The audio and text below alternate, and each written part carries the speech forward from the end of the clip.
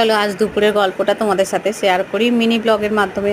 সোনাই তো মন্দিরে পূজা দিতে গেছিলো, তখন মন্দির বন্ধ ছিল, ওই জন্য চলে এসেছিলো। এখন আবার আওয়াজ পেয়ে 7 ঘন্টার আওয়াজ পেয়ে সোনাইকে পাঠিয়েছিলাম, তো সোনাই এই যে প্রসাদ দিয়ে চলে এলো। তো আগের দিন মায়ের শরীরটা হঠাৎ করে মানে মায়ের শরীর তেমন খারাপ হয়নি, কিন্তু একটা মানে বিপদের সম্মুখীন হয়েছিল মা, তো সেই জন্য আর কি তো ঠাকুরের কাছে মানত করেছিলাম, তো সোনাই দিয়ে এলো। যাই হোক, আর এখন এই যে 2টো বাজতে যায়, এবার মেয়েকে স্নান করাবো।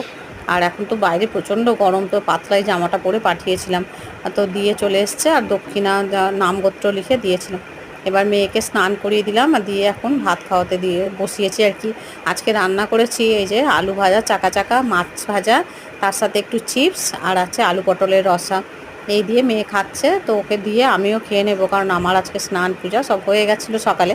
দুপুরের পূজাটা মেয়ে স্নান করে দিয়েছে, তুলসী থানে জল টল দিয়ে চলে এসেছে।